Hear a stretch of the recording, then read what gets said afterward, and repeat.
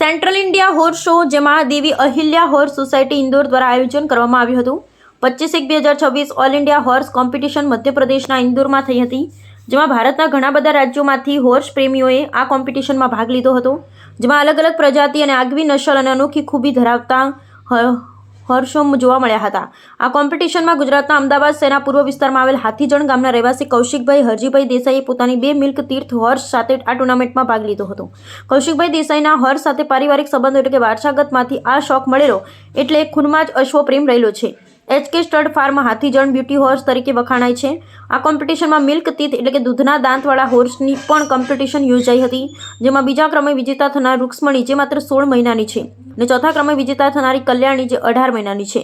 આમ Kaushikbhai Desai beauty horse બંને ઘોડીઓએ આખા ગુજરાતનું નામ રોશન કર્યું છે. મારું નામ કૌશિકભાઈ હરજીભાઈ દેસાઈ છે. અમદાવાદ પૂર્વની અંદર હાથીજણ એક ગામ છે, એની અંદર મારું ફાર્મ છે HK સ્ટડ ફાર્મ. આ બંને વસેરી ઇન્દોર MP ઇન્દોરની અંદર જે હોર્સ ઓલ ઇન્ડિયાનો હોર્સ શો થયો હતો, એની અંદર આ વસેરી બીજો નંબર આવ્યો અને આ વસેરીનો ચોથો નંબર આવ્યો. હું બહુ ખૂબ ગર્વ મહેસૂસ કરું છું.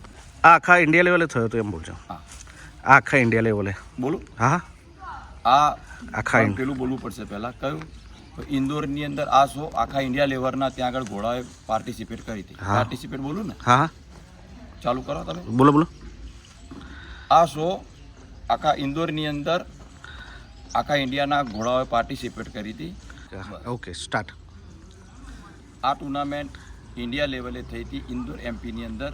એની અંદર મારી આ 2 વસેરી, એકનો બીજો ને ચોથો નંબર આવ્યો. હું બહુ ખૂબ ગર્વ મહેસૂસ કરું છું.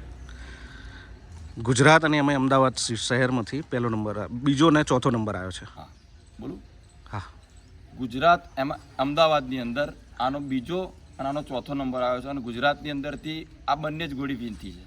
એમાં અમદાવાદની અંદરથી તો આ બંને જ. આ વછેરો છે, આના પિતાજી ઓલ ઇન્ડિયા ચેમ્પિયન, જેનું નામ છે ભારત રતન. એનું માનું નામ છે ખાલી રતન, એટલે રતન નામ છે. અને આનું નામ છે નાગ રતન, જેને અમે ગોગા મહારાજના પૂજ્ય નાગ દેવતા, એના લીધે મેં એનું નામ નાગ રતન રાખ્યું છે.